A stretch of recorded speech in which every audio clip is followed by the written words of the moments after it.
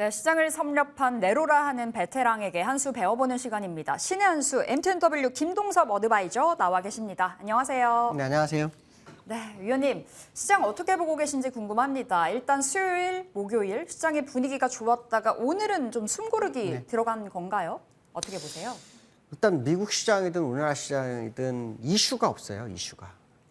미국 시장의 이제 마지막 이슈는 FOMC 의사록 공개였죠.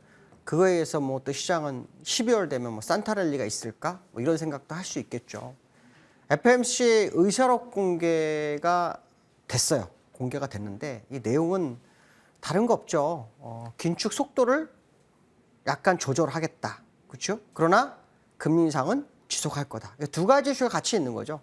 예전에는 금리 인상 속도 조절에 대해서 시장에서 상황에 따라서 금리 인하도 가능하겠다. 이런 느낌을 좀 줬었죠. 근데 지난 주에 메리 데일리 그 샌프란시스코 연원 총재는 이런 발언을 합니다.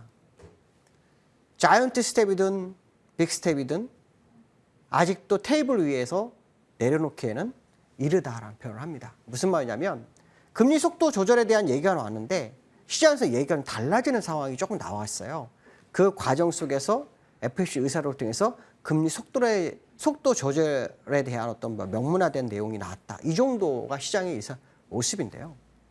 미국 시장은 지난번에 제가 말씀드렸지만 이번 반등이 시작됐던 것은 메리 데일리로부터 시작을 했습니다. 메리 데일리가 아시겠지만 금리 속도 조절, 12월에는 금리 인상 속도에 대한 조절에 대한 논의가 있을 거다. 그에 대한 결과가 FOMC 의사록이잖아요. 근데 실제로 의사록이 발표되기 전에 메리 데일리는 말을 바꿔버립니다. 속도 조절에 대한 부분이 확실하다 그러면 긴축이 완화될 수 있다는 생각을 전해야 되는데 테이블 위에 모든 것이 다 있다는 식으로 얘기를 합니다. 그 얘기는 상황에 따라서 자이언트 스텝을 갈 수도 있다. 뭐 이런 언급이 될 수도 있겠죠. 자, 중요한 것은 뭐냐면 긴축의 완화는 이루어지지만 금리가 인하라든가 이런 쪽은 없다라는 거예요. 2%까지 인플레이션을 유지하기 위해서는 미국 시장이 계속해서 금리 인상을 할 수밖에 없는 것이 현실이라는 것을 실제로 알려주고 있어요. 제임스 블라드 같은 경우에는 금리를 점도표를 통해서 7%까지 제시하기 시작합니다. 시장에서는 항상 5%, 4.75에서 5.25 이 정도가 정상이었죠. 근데 갑자기 7%까지도 얘기를 합니다. 제임스 블라드를 왜 중요하게 봐야 되냐면 미국의 인플레이션에 대해서 가장 빠르게 언급한 사람 중에 한 명이 제임스 블라드였고 그다음에 레리 서머스였습니다. 그들이 시장을 가장 정확하게 예측을 했는데 그들이 가만히 있다가 금리를 7%까지도 예상하는 그런 모습이 나왔죠. 그 뒤에 메리 데일리가 이번 12월에 빅스텝도 자이언트 스텝 다 테이블 위에 있다라는 얘기를 합니다. 결론적으로 말하면 지금 시장은 인플레이션이 잡기 전까지는 계속해서 시장은 긴축을 갈 수밖에 없겠구나. 뭐 이런 식으로 해석할 수밖에 없는 거죠. 자, 미국에서는 사실 이제 이슈가 없는 상황이 됐습니다. 주가를 가장 많이 끌어올리게 됐던 기본적 요소 중에 하나는 뭐냐면 이 발언 다음에 중간 선거 있잖아요. 그것도 또 사라졌습니다. 남아있는 것은 이제 소비자 물가지수에 대한 기대감이겠죠. 소비자 물가지수이 쭉 내려와서 7.9까지 내려왔어요. 이제 11월 CPI가 12월 정도에 발표가 나죠. 그때 어떤 모습이 나오는지 되게 중요하겠죠. 그러나 중요한 것은 연준이 제시한 2%까지 가기까지는 엄청나게 많은 시간이 있다는 거죠. 특히 미국 시장 요즘 악재에 굉장히 둔감합니다. 호재에 민감한 것도 있지만 악재에 상당히 둔감한데요. 이럴 때는 항상 나중에 악재가 다시 반영되는 경우가 굉장히 많습니다. 지금 시장에서 악재가 여러 개가 있습니다. CS 문제도 지금 있죠. 약 45일 만에 CS에서 자금이 120조가 나갔다고 하죠. 투자의 실패로 해서 문제가 생겼고 신용도는 낮아지는 그 상황. 그래서 뭐 제2의 리만 브러더스인가 뭐 이런 얘기가 나오는데도 불구하고 미국 시장은 견조했습니다. 얼마 전에 코로나가 다시 뚱딴지같이 시장에 나옵니다. 그러면 중국이 6개국을 도시를 봉쇄한다. 뭐 이런 얘기가 나오면서 아시아 시장을 다 흐르는데 미국은 꿈쩍을 안 합니다. 과거에 살아보면 이렇게 꿈쩍을 안 하다가 갑자기 반영하는 경우가 굉장히 많았던 게 미국 시장이었는데요. 이번에 어떻게 될지 한번 또 지켜봐야 되겠죠. 뭐 블랙 프라이데이라든가 산타랠리라든가 이런 거에 대한 기대감이 다가오는 건 사실이지만 실제로 미국 시장도 기술적으로는 굉장히 어려운 면에 접어들기 시작했다라는 게 제가 보는 관점이고요. 만약에 그게 맞다고 한다면 지금 미국 시장 상당히 보수적 관점으로 접근해 볼 필요성이 있겠다. 이런 생각을 해봐야 됩니다. 시장의 이슈가 갑자기 소강 상태가 됐습니다. 아시겠지만 금리 인상 속도 조절이 될 것 같은 그 느낌이 인플레이션을 다 잡은 느낌처럼 시장이 반응을 하죠. 그러니까 이게 악재는 있는데 악재가 시장에 반영이 안 되는 상황인 거죠. 그렇지만 분명한 것은 뭐냐면 완전히 해결되지 않았기 때문에 중요하게 바라봐야 될 거다. 특히 금리 인상은 시장의 유동성을 회수하는 거죠. 역사 이래 미국 시장은요. 금리 인하를 해서 유동성을 투여하거나 금리 인상을 해서 유동성을 회수하거나 둘 중에 하나에 의해서 시장을 움직였다는 거죠. 금리 인하를 하게 되면 주가가 많은 목표치를 향해서 가지만 금리 인상을 하면 결국 내려가야 되는데 금리 인상을 굉장히 높게까지 하고 있는데도 불구하고 시장이 안 내려간다는 것은 상당히 아이러니한 거죠. 어떻게 보면 시장이 강하다 이런 생각도 하겠지만 결국에서는 나중에 다 반영을 할 거다 이런 생각 해야 되겠죠. 얼마 전에 FTX 아시겠지만 파산 보호 절차를 진행했어요. 이것도 엄청 크죠. 시장의 악재가 수면 밑에 굉장히 많이 있습니다. 과거에도 이런 경우가 굉장히 많았었죠. 악재가 굉장히 산적했는데 반영 안 하다 어느 순간 하나씩 다 반영합니다. 지금이 어쩌면 그 반영하기 이 전초전이 아닌가 이런 생각도 한번 해볼 필요성이 있겠다 이렇게 말씀드리고 싶고요. 기술적으로 미국 시장은요. 오늘 어저께 휴장이었죠. 오늘 밤에 근데 오전장 있습니다. 그러니까 오늘 미국장을 봐야겠죠. 기술적으로 보면 다우 차스가 굉장히 많이 올라온 느낌이 있죠. 그렇죠. 많이 올라왔습니다. 근데 추세 연장선 안에 갇혀있는 상황 정도로 보시면 될 것 같고요.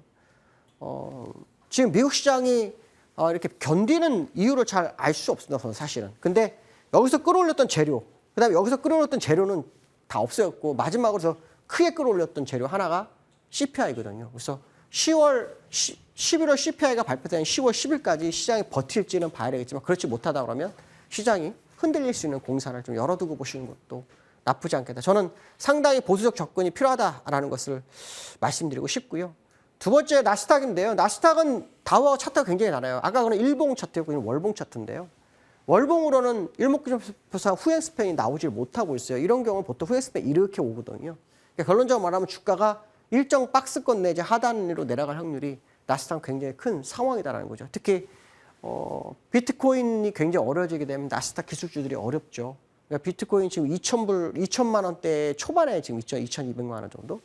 기술적으로 2천만 원이 깨질 수도 있는 차트의 모습이 비트코인에 있기 때문에 비트코인이 많이 흔들리게 된다면 시장은 상당히 내려올 수 있는 부분이 있죠.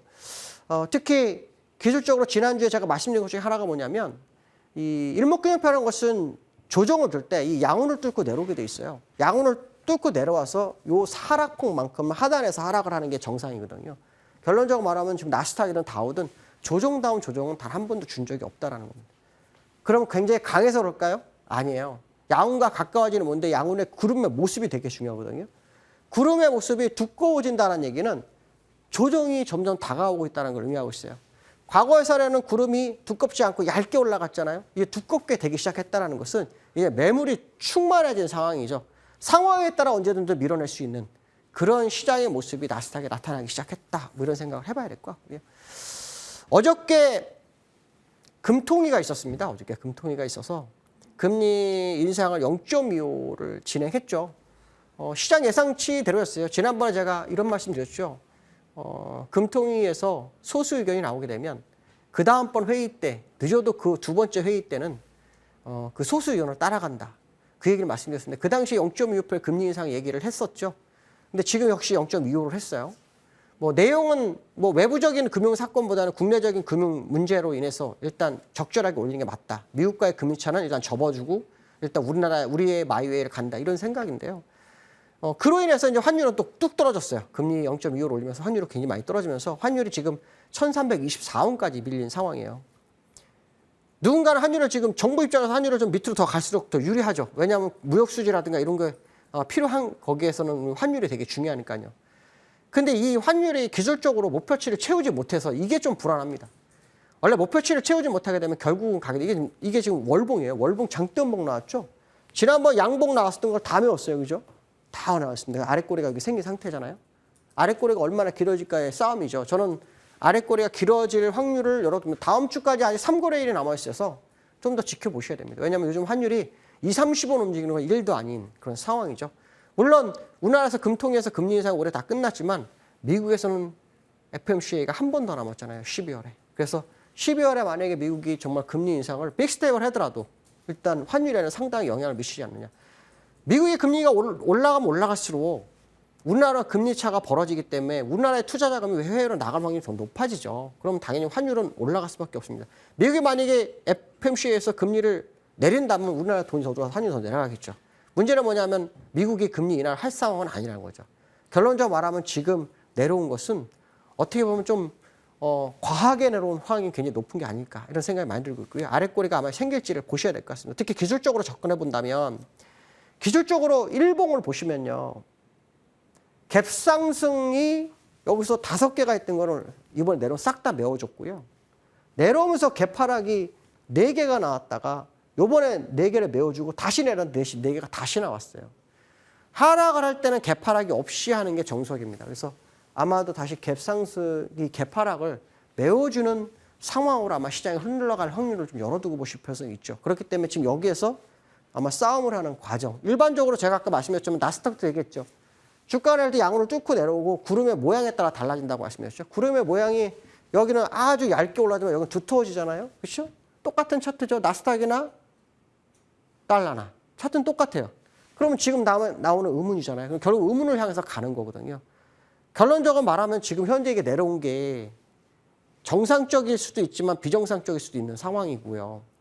미국의 나스닥이 아직 내려오지 않은 거나 비정상적인데 그게 다시 이런 상황이 나올 거라 본다면 환율도 다시 올라가는 높이 보는 게 맞지 않느냐 이렇게 보셔야 됩니다. 그래서 기술적인 부분으로 제가 다우나 나스닥을 설명했던 그 부분이 지금 원달러 일봉에서는 확인을 시켜주네요. 이런 모습이 나와야 정상이에요. 그래서 완전하게 조정이 마무리되고 새로운 파동을 그리는 그런 상황이 나와야 되죠. 그래야 미국 시장도 더 많이 갈 수 있죠. 그렇지 않다 그러면은 결국은 하락폭이 나중에 와서 더 깊어지는 상황이 나올 수 있다. 그런 생각 해봐야 될 것 같고요. 세 번째로는 삼성전자가 6만 원을 돌파하고 난 다음에 상당히 싸움을 하고 있어요. 지금 21선을 다시, 그러니까 21선 돌파해서 올라가서 거의 뭐 200일선까지 갔다가 지금 약간 밀렸어요. 근데 제가 이제 말씀드리고 싶은 요 근래 수급이 뭔가가 조금 달라졌어요.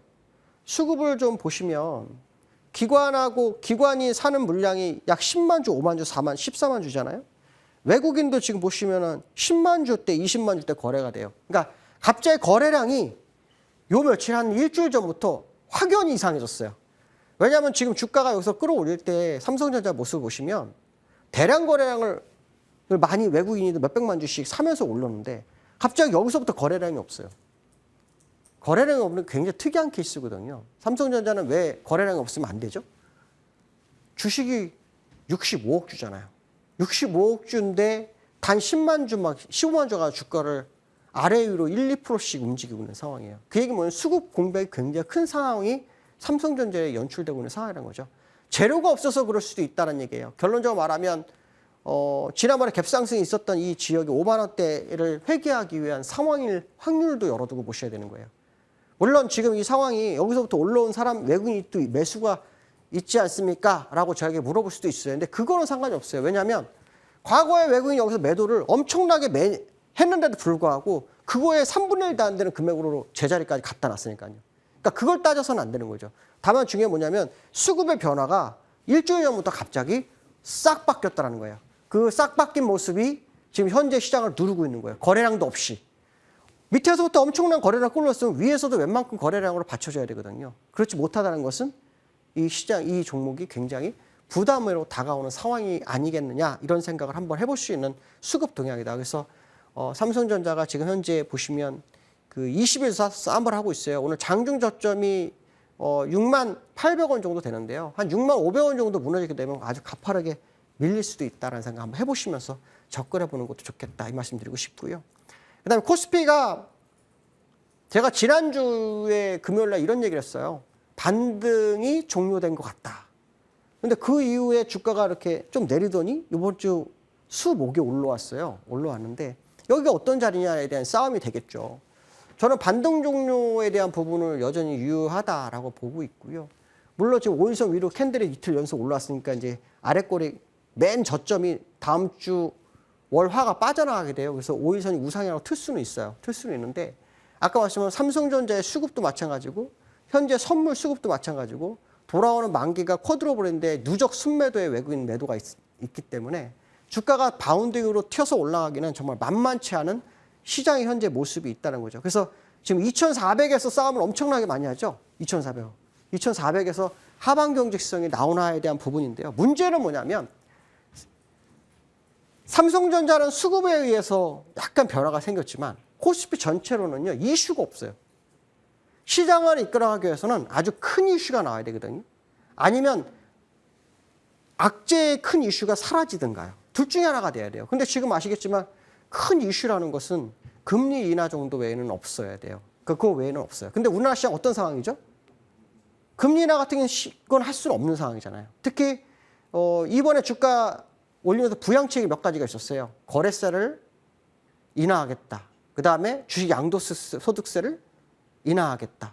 또 종부세를 인하하겠다. 이런 얘기가 있었잖아요. 근데 그게 다 어떻게 됐어요? 올릴 때 썼던 재료인데 그 재료가 다 없어져 버렸어요. 그래서 지금 미국도 마찬가지고 우리나라도 마찬가지고 시장의 상승 요인이 없는 상황 속에서 위에서 공전하는 상태예요. 미국은 조금 더 올라 있고 우리는 여기서 지금 싸우는 그런 과정이거든요. 그렇다면 재료가 소멸되는 상황이라면 시장도 분산하는 과정일 수 있다는 거죠. 그래서 외국인들이 얼마 전부터 매도가 나오기 시작을 해요. 현물에서. 그래서 외국인들이 그동안 뭐 5조, 6조로 샀지만 제가 지난 말씀처럼 5조 정도 사기 시작하면 거기서 물량을 바꾸는 경향이 생긴다라는 그런 얘기를 해드렸었죠. 그 이후 지금 매도가 나오고 있기 때문에 그들의 매도 수급을 봐야 되겠죠. 결론 2,400포인트가 지지선이라고 생각하기에는 그건 이른 시점이라고 말씀드리고 싶고 새로운 상승 모멘텀에 대한 변화가 시장에 도래하는지를 한번 좀 지켜보시는 게 가장 좋겠다. 결론적으로 말씀드리자면 시장 공격적인 매매는 자제하시는 게 맞고요. 보수적으로 계속 접근하시는 게 유리한 판단일 수 있다. 이 말씀 드리고 싶습니다. 오늘 여기까지 하겠습니다. 감사합니다. 네. 거래량은 뭐 시장의 진위를 가르는 거짓말 탐지기라고도 말합니다. 거래량이 시장 자체 좀 줄어드는 부분 지적을 해주셨고요. 시장 좀 보수적으로 바라보자 이렇게 말씀을 정리해 주셨네요. 자, 이렇게 신의 한수 MTNW 김동섭 어드바이저와 함께했습니다. 말씀 고맙습니다.